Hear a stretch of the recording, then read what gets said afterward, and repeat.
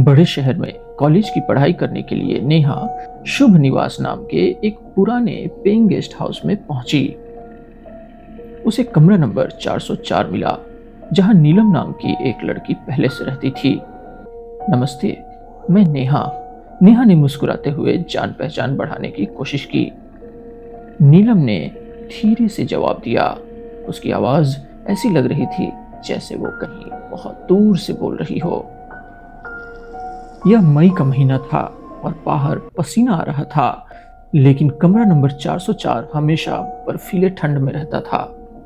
नेहा 2 कंबल ओढ़कर सोती थी, पर नीलम सिर्फ एक पतली शॉल में बैठी रहती थी। उसके चेहरे पर हमेशा एक अजीब सी उदासी और नीरसता छाई रहती थी। नीलम कभी बाहर नहीं जाती थी, ना ही नेहा ने उसे कभी खाना खाते हुए देखा। और सबसे अजीब बात तो ये थी कि नेहा को नीलम के पास से एक अजीब सी सड़ी हुई और मीठी गंध आती थी, जैसे बहुत पुराने मुरझाए हुए फूलों की गंध, जो मीठी होकर भी भयानक लगती थी। और रात में तो नीलम पलंग पर इतनी स्थिर लेटी रहती थी कि मानो वो मर चुकी हो। एक रात नेहा की नींद अचानक खुली। उसने देखा नीलम खिड़की के पास खड़ी है। तभी नेहा ने नोटिस किया कि चांदनी की रोशनी नीलम के आर पार हो रही थी। एक शाम नेहा तैयार हो रही थी। उसने शीशे में देखा और अपने बाल ठीक करने लगी। नीलम ठीक उसके पीछे खड़ी थी, अपने पुराने शॉल को लपेटे हुए। नेहा ने पीछे मुड़कर देखा तो नीलम वहीं खड़ी थी, लेकिन जब उसने वापस शीशे में देखा तो नीलम का अक्स, उसकी परछाई पूरी तरह से गायब थी। नेहा का दिल मानो 1 मिनट के लिए रुक सा गया हो। अब रात होने पर नेहा को धीमी और पुरानी सी आवाजें सुनाई देने लगी। मुझे अकेला मत छोड़ना प्लीज, मैं इंतजार कर रही हूँ। कोई आके मुझे बचा लो। और तभी मेज पर रखा किताबों का ढेर किसी अदृश्य हाथ के धक्के से अपने आप नीचे गिरने लगा।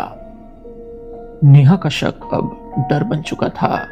उसने डर से कांपते हुए नीलम के पलंग के पास फर्श के एक उखड़े हुए कोने को हटाया तो अंदर एक धूल भरी पीली पड़ चुकी डायरी मिली। डायरी के बीच के पन्ने पर एक तारीख थी, 20 अगस्त 2020। एंट्री में लिखा था, वे सब दरवाजा क्यों नहीं खोल रहे? मुझे नफरत है इस कमरे से। मैं बाहर जाना चाहती हूँ। अगर मैं मर गई तो मैं यहीं रहूंगी और सबसे बदला लूंगी। नेहा ने डायरी के आखिरी पन्ने पर तारीख देखी। तारीख थी 15 अक्टूबर 2020। आखिरी एंट्री में लिखा था, आज लगभग 2 महीने बीत चुके हैं। मुझे लगता है कोई मेरी मदद के लिए नहीं आएगा। काश मेरे साथ कोई रूम पार्टनर होता जो मुझे अकेला न छोड़ता। और इसके नीचे बड़े और भद्दे अक्षरों में लिखा था, अकेलापन। तभी कमरे में एक जबरदस्त ठंड महसूस हुई। नीलम सामने हवा में तैर रही थी। अब वो पूरी तरह से पारदर्शी थी और उसके चेहरे पर एक गहरी, भयानक, संतुष्ट मुस्कान थी। तुम्हें पता चल गया नेहा? नीलम की आवाज एक ठंडी फुसफुसाहट थी। मैं पिछले 5 सालों से अकेली थी। उस बुखार में कोरोना ने मेरी जिंदगी ले ली, लेकिन मुझे देखने कोई नहीं आया।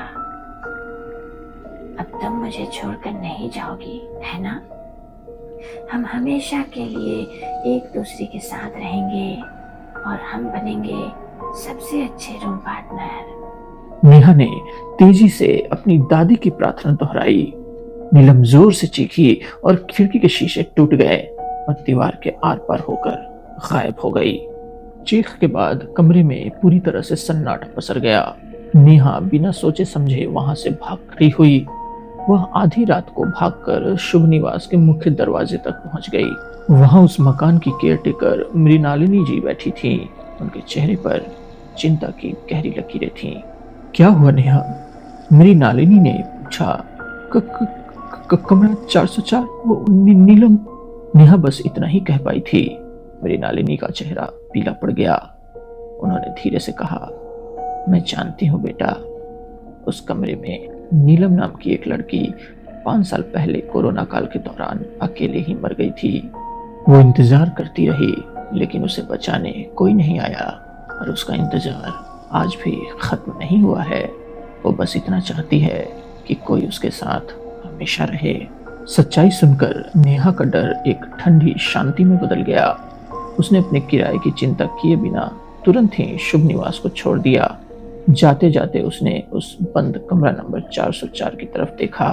अब वो कमरा हमेशा के लिए बंद हो गया था। तो दोस्तों, आपको हमारी ये कहानी कैसी लगी कमेंट में ज़रूर बताएं। दोस्तों, नेहा तो नीलम का साथ नहीं निभा पाई, लेकिन मुझे भरोसा है कि आप सब मेरे इस चैनल का साथ कभी नहीं छोड़ोगे। तो जल्दी से इस वीडियो को लाइक कर दें और हमारे चैनल को सब्सक्राइब करना तो बिल्कुल ना भूलें। मिलते हैं अपने अगली कहानी में, तब तक के लिए धन्यवाद।